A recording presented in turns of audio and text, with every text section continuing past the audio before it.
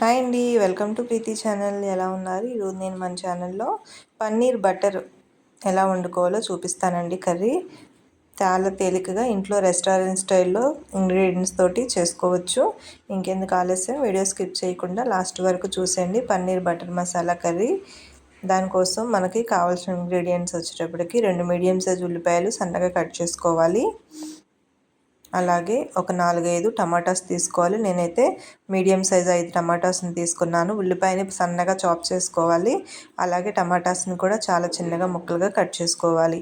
ఇప్పుడు స్టవ్ మీద కడాయి ఆన్ చేసుకొని 2 యాలక్కాయలు వేసుకొని ఉల్లిపాయ ముక్కలన్నీ కూడా మెత్తగా ఫ్రై అయ్యే వరకు కలుపుకోవాలి. రుచికి సరిపడా కొంచెం సాల్ట్ యాడ్ చేసుకొని ఉల్లిపాయ ముక్కల మిశ్రమం అంతా కూడా బాగా ఫ్రై చేసుకోవాలి. చూడండి, ఉల్లిపాయ అంతా కూడా పచ్చిగా లేకుండా ఫ్రై అయ్యే వరకు కలుపుకోవాలి. ఉల్లిపాయ అంతా ఆల్మోస్ట్ ఫ్రై అయిపోయింది. ఇప్పుడు మనం టమాటాస్ని కూడా యాడ్ చేసేసుకుందాము. టమాటాస్ కూడా బాగా మెత్తగా మగ్గిపోవాలండి ఉల్లిపాయతో సమంగా. టమాటా వేసాక కూడా కొంచెం సాల్ట్ యాడ్ చేసుకోవాలి. ముక్కలన్నిటికీ కూడా ఎక్కడ చప్పదనం లేకుండా 1.5 స్పూన్ కారం యాడ్ చేసుకోవాలి. చూసారు కదా, కారం యాడ్ చేసుకున్నాక 1 స్పూను గరం మసాలా యాడ్ చేసుకున్నాను. ఇప్పుడు ఈ టమాటా మిశ్రమం అంతా కూడా ఈ కారం మసాలాతో బాగా మెత్తగా మగ్గిపోవాలి కర్రీ అంతా కూడా. ఇప్పుడు కొంచెం 1/2 స్పూను ధనియాల పొడి యాడ్ చేసుకోవాలి.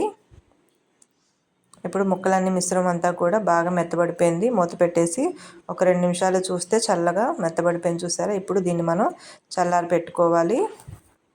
చల్లారిన తర్వాత మిక్సీలో వేసుకొని ఫైన్గా పేస్ట్ చేసుకోవాలి.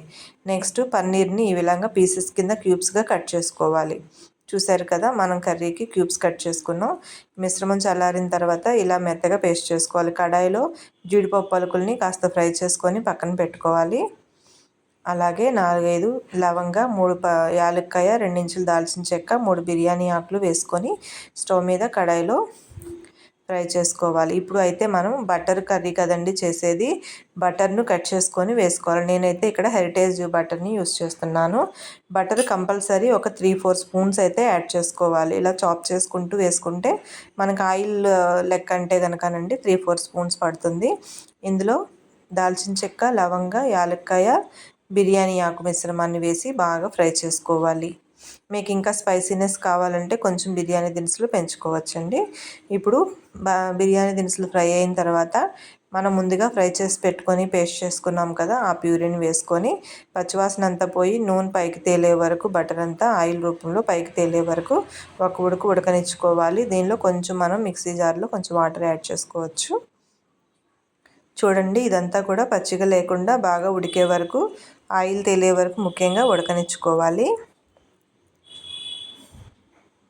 చూసారు కదా, మూత పెట్టేసి ఒక 2 నిమిషాలకి తలతలమని మరుగుతుంది. ఆయిల్ అంతా కూడా తెట్టులాగా పక్కకు వచ్చేసింది కదా, పర్ఫెక్ట్గా రెడీ అయిపోయింది. ఇప్పుడు దీంట్లో మనం ముందుగా కట్ చేసుకున్న పన్నీర్ మిశ్రమాన్ని యాడ్ చేసుకుందాము.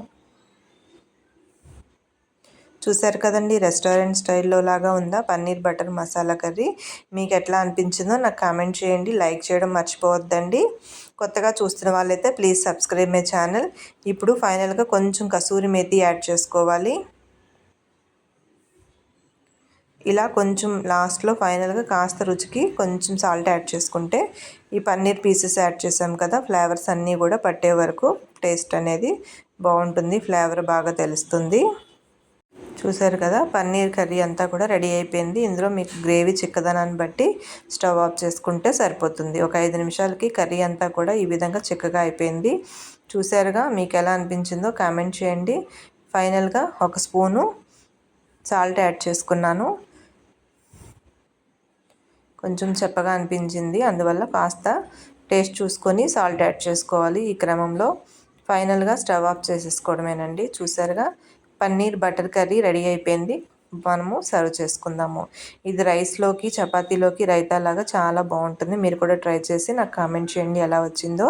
Thank you for watching. మీ ఫ్రెండ్స్కి, రిలేటివ్స్కి కూడా షేర్ చేయండి ఫ్రెండ్స్. Thank you.